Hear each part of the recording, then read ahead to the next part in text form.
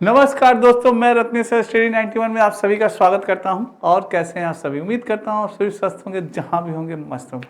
दोस्तों आज बहुत ही इंपॉर्टेंट टॉपिक लेके आया हूं, जिस टॉपिक से आपके एग्जाम में, चाहे वो सीटेट का एग्जाम हो या यूपी टेट का हो या सुपर टेट का, हर एग्जाम में एक या दो क्वेश्चन जरूर आता है। चाहे तो प्रीवियस ईयर क्वेश्चन उठा के देख लीजिए दोस्तों आज हम पढ़ेंगे बुद्धि आखिर होती क्या है, बुद्धि का अर्थ क्या होता है, बुद्धि के विषय में मनोवैज्ञानिकों की क्या सोच थी, इसके बारे में जानेंगे। क्या होती है अमूर्त बुद्धि, क्या होती है मूर्त बुद्धि, क्या होती है सामाजिक बुद्धि, इन सभी चीज के बारे में पढ़ेंगे। बहुत इंपॉर्टेंट होने वाला है सेशन।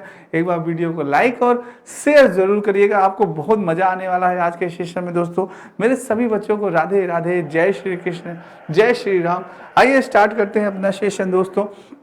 दोस्तों स्टडी 91 में ये आपके कुछ बैचेस हैं, दिए गए हैं, स्टार्ट हो चुके हैं। हिंदी का, यूपी टेट का, super TET, UP police, PCS और यूजी नेट के बैच स्टार्ट हो चुके हैं। आप सभी ज्वाइन कर सकते हैं। दोस्तों बुद्धि, सबसे पहले जानते हैं कि बुद्धि से ही पढ़ेंगे कि आखिर बुद्धि होती क्या है। तो दोस्तों बुद्धि की बात हो रही है यहाँ पे, तो बुद्धि की बात की जाए दोस्तों, तो बुद्धि का अर्थ की तरह ही बुद्धि की परिभाषा में अनेक मनोवैज्ञानिकों ने अपने अलग अलग मत दिए हैं। कुछ मनोवैज्ञानिकों ने तो बुद्धि की परिभाषा को वातावरण के साथ समायोजन करने की क्षमता के आधार पर परिभाषित किया है। आइए जानते हैं आखिर क्या उन मनोवैज्ञानिकों ने बताया है। मनोवैज्ञानिकों का ये मानना था दोस्तों कि जो बुद्धि है वो वातावरण के साथ ही समायोजन करने का काम करती है। जैसे दोस्तों जैसा वातावरण, जैसे कहा जाता है कि जैसा देश वैसा भेष, तो जैसा वातावरण होता है उसी के अनुसार हमारी बुद्धि हमें उस वातावरण में ढलने के लिए हमारा सहयोग करती है। सर्वप्रथम ये माना गया कुछ मनोवैज्ञानिकों ने। और क्या माना मनोवैज्ञानिकों ने? वहीं बहुत से मनोवैज्ञानिक बुद्धि को परिभाषा को पर्यावरण के साथ समायोजन से न जोड़कर बल्कि बुद्धि को सीखने की क्षमता के रूप में, और कुछ विद्वानों ने अमूर्त चिंतन यानी मन में सोचने करने की क्षमता के रूप में बुद्धि को परिभाषित किया है। कुछ ने कहा कि नहीं भाई, आप गलत कह रहे हैं, बुद्धि वातावरण से समायोजन नहीं बनाती बल्कि बुद्धि सीखने की क्षमता को विकसित करती है। क्या करती है? सीखने की क्षमता, यानी अधिगम की क्षमता को सीखने में क्या करती है? वृद्धि करती है, क्षमता को वृद्धि करती है। और बुद्धि क्या करती है दोस्तों? अमूर्त चिंतन, यानी मन में सोचना, अमूर्त चीजें, यानी जो चीजें दिखाई न दे, अमूर्त चिंतन मन में सोचने के लिए बुद्धि का कार्य होता है दोस्तों। तो दोस्तों करने की क्षमता के रूप में बुद्धि अपना विकास करती है। तो दोस्तों हर मनोवैज्ञानिक ने अपना अलग अलग थॉट, अपने अलग अलग विचार प्रेजेंट किए हैं। दोस्तों मेरा मानना है दोस्तों, बुद्धि जो होती है, बुद्धि से ही बालक सीखता है, बुद्धि से ही हमें नए ज्ञान की प्राप्ति होती है, बुद्धि के माध्यम से ही अपने पूर्व ज्ञान को नए ज्ञान के रूप में परिवर्तित कर सकते हैं, उसमें संशोधन कर सकते हैं जो हमने पूर्व ज्ञान ग्रहण किया कि हाँ यार जो हमने ज्ञान अर्जित किया क्या सही है क्या गलत है।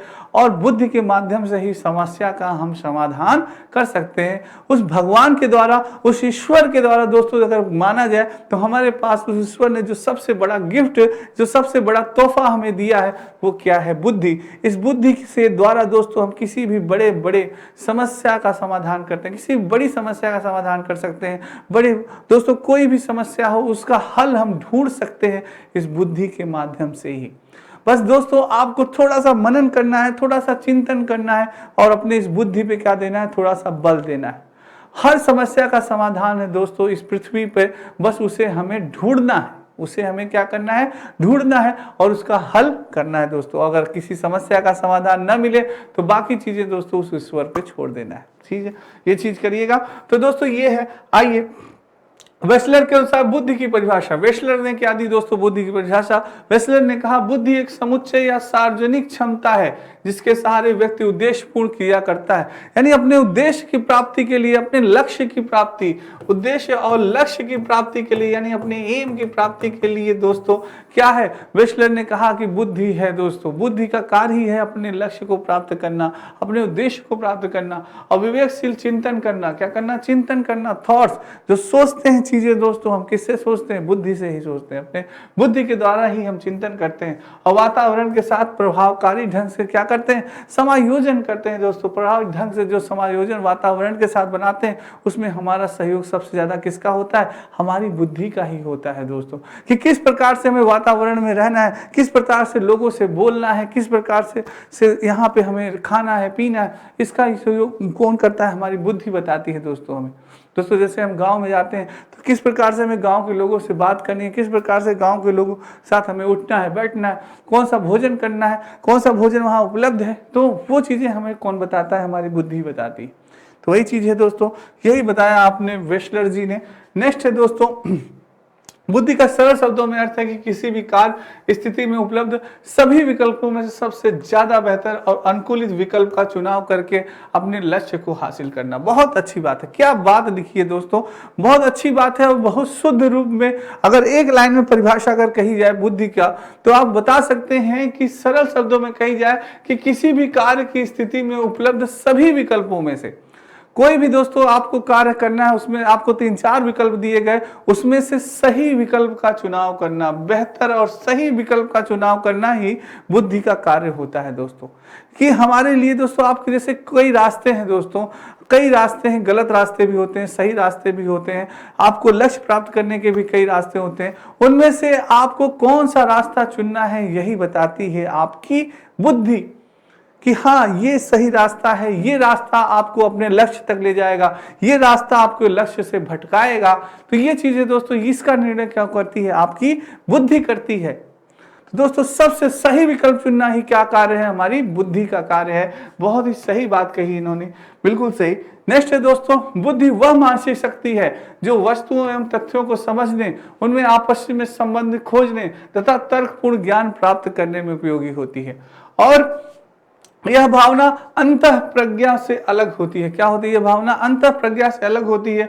बुद्धि ही मनुष्य को नवीन परिस्थितियों को ठीक से समझने और उसके साथ अनुकूलित होने में क्या करती है? सहायता करती है। कोई भी परिस्थितियां हो गई दोस्तों, नई परिस्थितियां, जैसे आप नए नए कॉलेज में जाते हैं, प्रवेश करते हैं, नए नए स्कूल में एंट्री करते हैं, तो वहाँ की परिस्थितियों को, वहाँ के माहौल को समझने में आपका सबसे बड़ा योगदान देती है आपकी बुद्धि। कि यार इस कॉलेज में हमें किस प्रकार से रहना है, यार कॉलेज में किस प्रकार से पढ़ना है, कब कब कौन सी बेल लग रही है, कौन सा टाइम पीरियड है, कौन कौन सा दोस्तों यानी कि कौन सी कक्षाएं चल रही हैं, सारी चीजें, कैसा हमें व्यवहार करना है अपने सहपाठियों के साथ, कैसा व्यवहार हमें अपने अध्यापक के साथ करना, ये सारी चीजें बताता कौन है? हमारी बुद्धि दोस्तों, याद रखिएगा।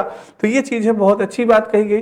नेक्स्ट दोस्तों, ये आपके स्टडी 91 में कुछ पुस्तकें हैं जो कि फ्री डिलीवरी है, आप ले सकते हैं अपनी Hindi video, PET combo, PET book, R की, लेखपाल की सारी पुस्तकें।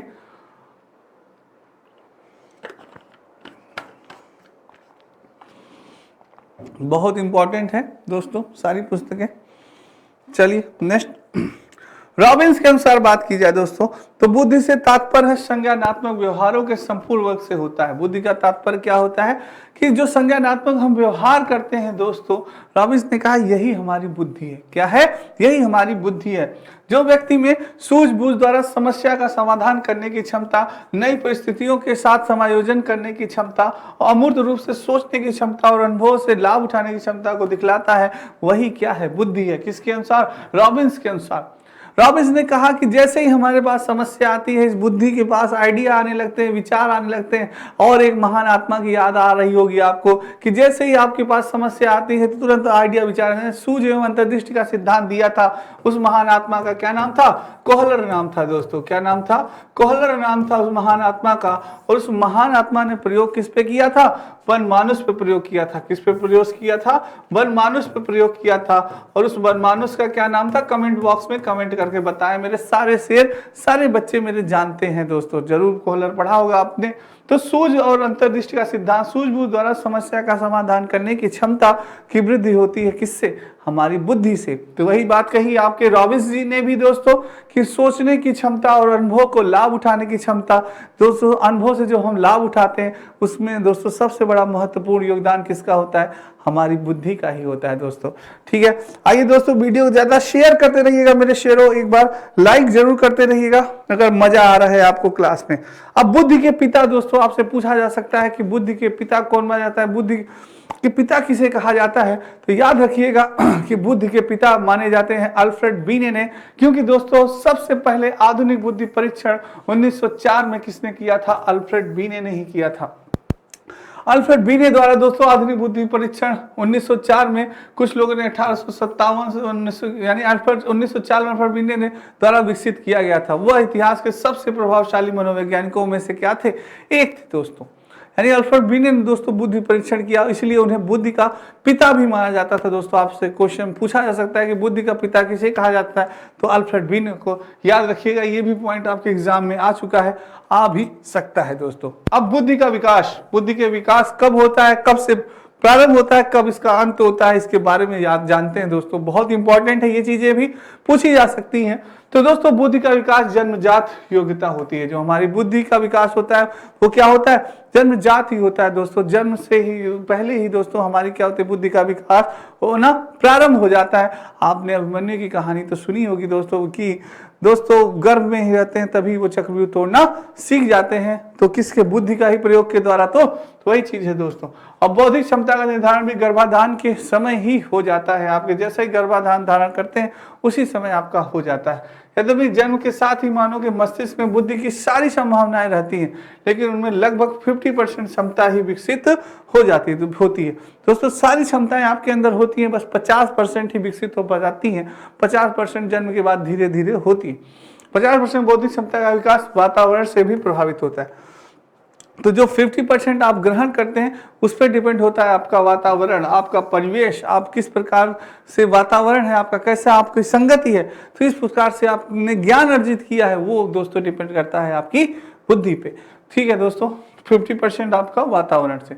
अब बुद्धि की विशेषताओं के बारे में बात करें, उनके तथ्यों के बारे में बात की जाए, तो यहाँ पर बुद्धि की प्रमुख विशेषताओं के बारे में बताया गया है जो कि निम्न है। आइए जानते हैं क्या है प्रमुख विशेषताएं। बुद्धि मनुष्य की कई विशेषताएं और क्षमताओं को दर्शाता है। बुद्धि क्या होता है दोस्तों, बुद्धि के माध्यम से ही व्यक्ति को पता चलता है कि आखिर इस व्यक्ति में क्या क्षमता है।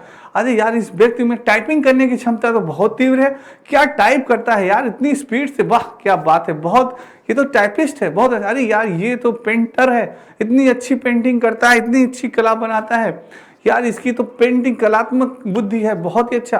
तो यानी बुद्धि के माध्यम से व्यक्ति की क्षमता का पता चलता है कि वाकई में ये इस चीज में दोस्तों क्या है, मास्टर है, जीनियस है इस चीज। तो उसकी क्षमता का पता किससे चलता है, आपकी बुद्धि का से चलता है। बुद्धि के सहारे व्यक्ति किसी भी समस्या का समाधान तक पहुंचता है या पहुंचने का प्रयास करता है। कोई भी समस्या आ गई दोस्तों आपको, तो उस समस्या का समाधान करने से किससे होगा, बुद्धि से होगा।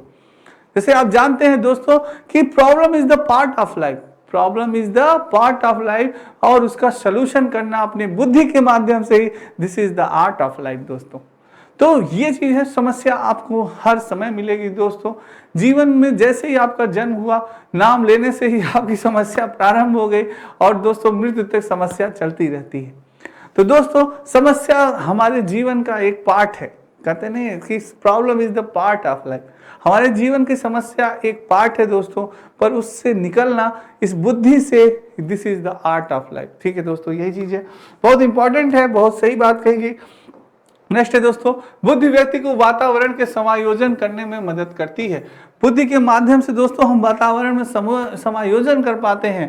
मैंने आपको बताया जैसे आप गांव में गए या किसी हाईएस्ट सिटी में आप गए, बाहर आउट ऑफ कंट्री जा रहे हैं, विदेश जा रहे हैं आप दोस्तों, लंदन जा रहे हैं, आप ऑस्ट्रेलिया जा रहे हैं, तो वहां पे भी दोस्तों समायोजन करने में बुद्धि ही आपका योगदान करेगी। बुद्धि के माध्यम से हाँ यार किस प्रकार से बोला जाए, यार किस प्रकार से यार इनके साथ बैठा जाए, किस प्रकार से इनके साथ व्यवहार किया जाए, तो वो सारी चीजें कौन करती है, आपकी बुद्धि करती है दोस्तों।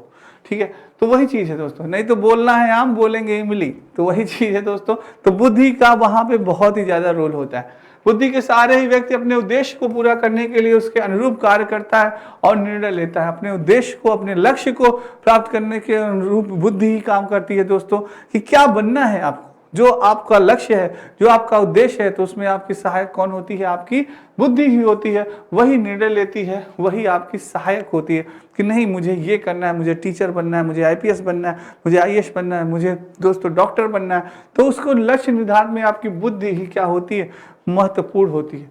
बुद्धि से ही व्यक्ति को विवेकशील चिंतन तथा अमूर्त चिंतन करने में भी मदद मिलती है दोस्तों। बुद्धि के माध्यम ही आप चिंतन करते हैं, सोचते हैं, न कि मूर्त चीजें जो कि दिखाई देती हैं उन्हीं चीजों को नहीं, बल्कि अमूर्त चीजें भी जो चीजें नहीं दिखाई देती उनके बारे में भी आप चिंतन करते हैं। अरे यार भगवान श्री राम कैसे दिखते होंगे, भगवान बजरंगबली कैसे दिखते होंगे, कभी किसी ने नहीं देखा दोस्तों, पर उनका रूप आकार हर कलाकार ने अपने अपने तरीके से, अपने अपने नजरिए से दोस्तों क्या किया है, प्रस्तुत किया है। भगवान श्री राम की दोस्तों कहीं कहीं पे आपको मिलेंगी आकृति, जिन्होंने देखा है बहुत ही पुरानी, उन्होंने अपने अनुसार ढाला है, वो पुराने साक्ष्यों के अनुसार, पुराने साक्ष्य में ही दोस्तों उनकी मिलेगी आकृति, सही आकृति। दोस्तों नवीन जो आप देखते हैं कलाकार, वो नवीन आकृतियां जो आप देखते हैं, नवीन चित्र जो देखते हैं, वो एक कलाकार की क्या है दोस्तों, सिर्फ कल्पना है। क्या है? कल्पना है। जो उनके सही आकृति है, जो सही बजरंगबली है, चाहे श्री राम जी है, वो दोस्तों आपको पुराने तथ्यों में ही देखने को मिलेंगे कि क्या थी उनकी आकृति, क्या थी उनकी कलाकृति, ये चीज दोस्तों, छवि, ये चीज। तो ये अमूर्त चिंतन करने में भी मदद करती है और बुद्धि व्यक्ति को विभिन्न प्रकार की बातों को सीखने में भी सहायता करती है। भाषा दोस्तों, भाषा सीखने में भी बुद्धि का बहुत ही महत्वपूर्ण योगदान होता है। आप जानते हैं कि कोई भी भाषा सीखनी है, कोई भी लैंग्वेज हमें सीखनी है, तो उसमें बुद्धि का बहुत ही महत्वपूर्ण योगदान। अगर दोस्तों बुद्धि के माध्यम से हम नहीं सीखें कौन से अल्फाबेट्स हैं, कौन सी मात्राएं हैं, तो हम क्या कोई भाषा सीख सकते हैं? नहीं सीख सकते। इसलिए बुद्धि का बहुत ही इंपॉर्टेंट रोल होता है दोस्तों, ठीक है, भाषा के भी सीखने में भी। ये दोस्तों आपकी यूपी टेट की पुस्तक आ चुकी है मात्र 249 रुपए में। हिंदी इंडिविजुअल का नया बैच प्रारंभ भी हो चुका है।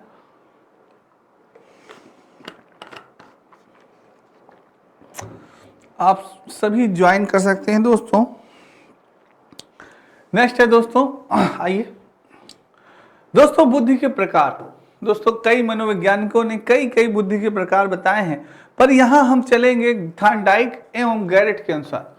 दोस्तों थॉर्नडाइक एवं गैरेट ने बुद्धि को 3 प्रकार बताया। कितने प्रकार बताया? 3 प्रकार से बताया।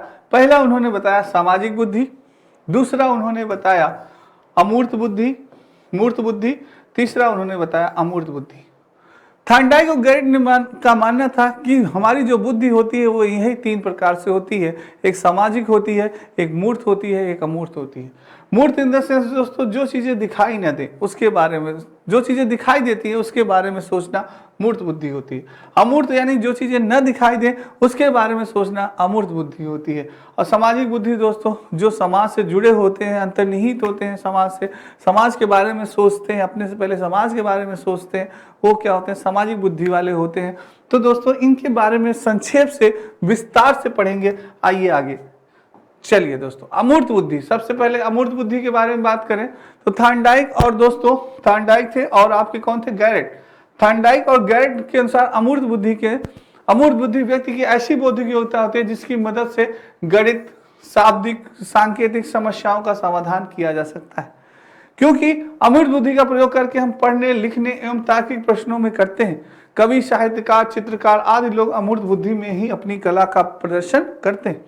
अमूर्त बुद्धि यानी दोस्तों आपने देखा होगा, जो कलाकार होते हैं, साहित्यकार होते हैं, गणितज्ञ होते हैं, वो क्या करते हैं? जो चीजें नहीं दिखाई देती उनके बारे में भी सोचते हैं, चिंतन करते हैं, मनन करते हैं, तब जाके दोस्तों सूत्र की उत्पत्ति होती है, तब जाके किसी कलाकृति की उत्पत्ति होती है, आकृति की उत्पत्ति होती है, तब दोस्तों जाके कहीं पे कोई साहित्य होता है, जो कवि होता है, जो गाना लिखता है अपना दोस्तों, कभी किसी संगीत की उत्पत्ति होती है। बड़ा मनन करना पड़ता है, बड़ा चिंतन करना पड़ता है, कई शब्दों का खोज करना पड़ता है। तो वो चीज है दोस्तों, पर वो चीजें कभी दिखाई नहीं देती। कवि जो दोस्तों कहा जाता है, जहां न पहुंचे रवि वहां पहुंचे कवि। तो दोस्तों कवि यानी कि वो जो चीजें नहीं दिखाई दे उसके बारे में कल्पना करता है, उसके बारे में भी संगीत लिख देता है। तो वो चीज है। तो अमूर्त बुद्धि वाले दोस्तों क्या बनते हैं? अमूर्त बुद्धि वाले बनते हैं चित्रकार, अमूर्त बुद्धि वाले बनते हैं दार्शनिक, फिलोसफर बन जाते हैं दोस्तों। ऐसे ऐसी फिलॉसफी देंगे कि कहेंगे अरे वाह क्या बात है। वकील बनते हैं, एडवोकेट दोस्तों, वकील होते हैं, साहित्यकार बनते हैं और डॉक्टर बनते हैं। ये कौन है? ये अमूर्त बुद्धि वाले होते हैं दोस्तों, ठीक है। डॉक्टर भी दोस्तों जो खोज करते हैं, जो चीजें हमें दोस्तों, कई औषधियां हैं, कई ऐसे खोज करते हैं कि जो चीजें दोस्तों हमने सोचा भी नहीं था कि अरे ऐसी भी खोज हो सकती है। तो वो चीज है। नेक्स्ट है दोस्तों मूर्त या स्थूल बुद्धि भी कहा जाता है इसके। मूर्त या स्थूल बुद्धि के द्वारा व्यक्ति विभिन्न प्रकार की वस्तुओं को व्यवहार एवं उत्तम प्रयोग करने की क्षमता अर्जित करता है। जैसे मूर्त यानी जो चीजें दिखाई दे उसके बारे में सोचता है। मूर्त बुद्धि के व्यवहारिक यांत्रिक बुद्धि भी कहा जाता है। याद रखिएगा, मूर्त बुद्धि या यांत्रिक बुद्धि, इसे क्या कहा जाता है दोस्तों? मूर्त बुद्धि या यांत्रिक बुद्धि भी इसे कहा जाता है। यानी कि यंत्रों से संबंधित बुद्धि, यांत्रिक बुद्धि इसे कहा जाता है। याद रखिएगा, यांत्रिक बुद्धि कहा जाता है, यंत्रों से संबंधित होती है। हम अपने दैनिक जीवन के ज्यादातर कार्य मूर्त बुद्धि की सहायता से करते हैं। दोस्तों गर्मी लग रही है, तुरंत भाई फैन चलाओ, भाई एसी चलाओ, गर्मी यानी कि मूर्त बुद्धि के लोग यांत्रिक बुद्धि भी कही जाती है, यंत्रों से ज़्यादा रिलेटेड होते हैं। और मूर्त बुद्धि के जो लोग होते हैं वो क्या बनते हैं, मैकेनिक। दोस्तों उनका ये होता है, उनका ज़्यादातर संबंध किससे होता है दोस्तों, ये यंत्र वाली जो जितनी वस्तुएं होती हैं, फैन हो गई, एसी हो गया, फ्रिज हो गया, और भी जितनी भी यांत्रिक वस्तुएं हैं उनसे उनका ज़्यादा रिलेशन होता है, संबंध होता है। उन्हें इंटरेस्ट होता है, यार इस चीज़ को मैं बनाऊं, यार इस चीज़ को मैं अच्छा करूं, यार ये चीज़ गड़बड़ है से मैं, तो वो ऐसे लोग क्या बन जाते हैं, मैकेनिक बन जाते हैं, कारीगर बन जाते हैं, इंजीनियर बन जाते हैं। दोस्तों क्या बन जाते हैं, इंजीनियर बन जाते हैं। यार मैं अच्छी अच्छी बिल्डिंग बनाऊं, यार अच्छी अच्छी यार इनकी डिज़ाइन करूँ, तो वो क्या होता है, वो मूर्त बुद्धि वाले होते हैं, इंजीनियर बन जाते हैं, औद्योगिक कार्यकर्ता बन जाते हैं। वो कौन, ये मूर्त बुद्धि वाले होते हैं दोस्तों। तो ये चीज़ है। नेक्स्ट है दोस्तों, ये आपके यूजीसी नेट का दोस्तों पेपर फर्स्ट कंप्लीट कोर्स, नया बैच प्रारंभ मात्र 999 रुपये में।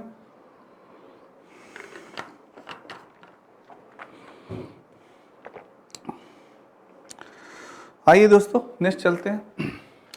अब बात करते हैं सामाजिक बुद्धि की। दोस्तों सामाजिक बुद्धि की बात करें तो सामाजिक बुद्धि से तात्पर्य है उन बौद्धिक योग्यताओं से जिसका उपयोग कर व्यक्ति सामाजिक परिवेश के साथ समायोजन स्थापित करने में निपुण होता है।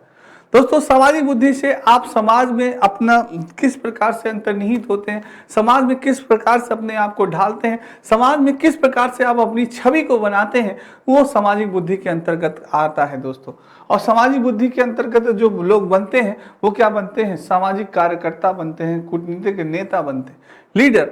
दोस्तों आपके अंदर लीडर वाली क्वालिटी आनी चाहिए। दोस्तों आप किसी के सुख में दुख में हर जगह पहुंचे, क्या उसको व्यवस्था है, हर चीज क्या अव्यवस्था है उसकी व्यवस्था करें। दोस्तों पानी की अगर है, बिजली की कमी है, उसकी कमी है, जहाँ रास्ते की कमी है तो उसको प्रोवाइड करवाएं। दोस्तों वहाँ गांव को विकसित करें। दोस्तों हर व्यक्ति की समस्या का समाधान करें। तो ऐसी बुद्धि होनी चाहिए।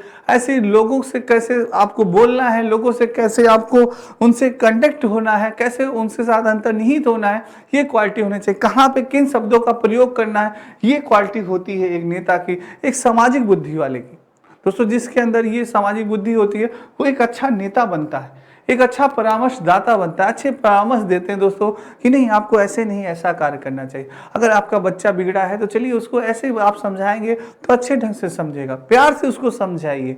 अगर वो नहीं समझ रहा है दंड से कोई पुनर्बलन दीजिए, रेनफोर्समेंट दीजिए उसको। कोई घूस दे बेटा तुम अगर हाई स्कूल टॉप करोगे तुम्हें अच्छी बाइक देंगे, तो रेनफोर्स शायद वो पढ़ना शुरू कर दे। तो ये परामर्शदाता होते हैं जो अच्छे वाक्य का प्रयोग करके आपको सही। कूटनीतिज्ञ होते हैं दोस्तों, जो कूटनीतिज्ञ होते हैं वो भी सामाजिक बुद्धि वाले होते हैं, यानी कि वो माने जाते हैं सामाजिक कार्यकर्ता हो गए। व्यवसाय बिजनेसमैन, दोस्तों बिजनेसमैन जो होता है वो भी सामाजिक बुद्धि वाला माना जाता है, क्योंकि कई लोगों से साथ उसका मिलना बैठना उठना रहता है। अगर उसे सही ढंग से ये नहीं पता है कि मुझे कैसे बिजनेस डील करनी है, मुझे बिजनेस के जो एम्प्लॉय है उनसे कैसे बात करनी है, कैसे सबको डील करना है, तो क्या उसका बिजनेस सक्सेस होगा? कभी सक्सेस नहीं होगा। तो ये चीज है दोस्तों, ऐसे लोग क्या होते हैं, सामाजिक बुद्धि वाले होते हैं, सबको मिला के चलने वाले होते हैं। तो ये चीज होते हैं सामाजिक बुद्धि दोस्तों। नेक्स्ट है तो दोस्तों ये आपके नितिन सर के द्वारा सारी नोट्स हैं दोस्तों, बहुत तो इंपॉर्टेंट है ये नोट्स हैं। तो याद रखिएगा दोस्तों ये आपके लिए बहुत इंपॉर्टेंट है। सामाजिक बुद्धि वाले दोस्तों याद रखिएगा, समाज आपके लिए ये इंपॉर्टेंट है बहुत ज्यादा कि आपसे क्वेश्चन कैसे बन सकता है, पूछ सकता है कि अमूर्त बुद्धि के अंतर्गत कौन से लोग आते हैं। आपसे प्रश्न पूछ जाएगा कि बताइए अमूर्त बुद्धि के अंतर्गत कौन से व्यक्ति आते हैं। तो याद रखिएगा कि अमूर्त बुद्धि के अंतर्गत आते हैं दोस्तों आपके अमूर्त बुद्धि के अंतर्गत ऐसे लोग आते हैं, अमूर्त बुद्धि के लोग अंतर्गत आपके चित्रकार आते हैं, साहित्यकार आते हैं, और दोस्तों आपके कवि आते हैं। ये क्या है, अमूर्त बुद्धि, जो चीजें नहीं दिखाई देती उनके भी बारे में सोचते हैं। तो आपसे क्वेश्चन पूछा जा सकता है कि अमूर्त बुद्धि के अंतर्गत कौन आता है। कवि दे दिया दोस्तों, नेता दे दिया, और भी दे, इंजीनियर दे दिया, ऐसे 2-3 ऑप्शन दे दिया। तो आप क्या कहेंगे, भाई अमूर्त बुद्धि के अंतर्गत कवि आते हैं। और कैसे प्रश्न बनेगा, आपसे क्वेश्चन पूछा जा सकता है कि बताइए अमूर्त बुद्धि के अंतर्गत मूर्त बुद्धि के अंतर्गत कौन आते हैं। तो मूर्त बुद्धि के अंतर्गत औद्योगिक कार्यकर्ता आते हैं, कारीगर आते हैं, मैकेनिक आते हैं, इंजीनियर आते हैं। एक ऑप्शन कर देगा नहीं आते, पूछ लेगा आपको नहीं आते हैं, इसी में औद्योगिक कार्यकर्ता, कारीगर, मैकेनिक, और दे देगा आपका दार्शनिक। तो दार्शनिक जो होते हैं दोस्तों वो मूर्त बुद्धि में नहीं आते। तो ये चीज है, आपको औद्योगिक आते हैं, कारगर आते हैं, कारीगर आते हैं, मैकेनिक आते हैं। तो आपको याद रखना होगा कि मूर्त बुद्धि के अंतर्गत कौन आ रहा है, अमूर्त बुद्धि के अंतर्गत कौन आ रहा है, और ये भी याद रखना है कि सामाजिक बुद्धि के अंतर्गत कौन आ रहा है। तो दोस्तों इसी प्रकार से आपसे क्वेश्चन पूछा जा सकता है, आपसे पूछा जा सकता है कि बुद्धि का पिता किसे कहा जाता है, तो अल्फ्रेड बी ने याद रखिएगा, क्योंकि उन्होंने ही सर्वप्रथम बुद्धि परीक्षण किया था दोस्तों। तो ये चीज है। और सामाजिक कार्यकर्ता, सामाजिक बुद्धि के अंतर्गत कूटनीतिज्ञ आते हैं, व्यवसायी आते हैं, परामर्शदाता आते हैं और नेता आते हैं। तो दोस्तों प्रश्न इसी प्रकार से आपसे क्वेश्चन बनेगा बुद्धि से, तो इसके लिए आप तैयार रहेंगे। ठीक है, तो दोस्तों आज की क्लास आपको कैसी लगी कमेंट बॉक्स में कमेंट जरूर करिएगा, और एक बार लाइक जरूर करिएगा, ज्यादा से ज्यादा शेयर जरूर करिएगा। दोस्तों आज के लिए इतना ही, कल फिर मिलेंगे बहुत ही महत्वपूर्ण टॉपिक के साथ। तब तक दोस्तों राधे राधे, जय श्री कृष्ण दोस्तों, और जय हिंद दोस्तों।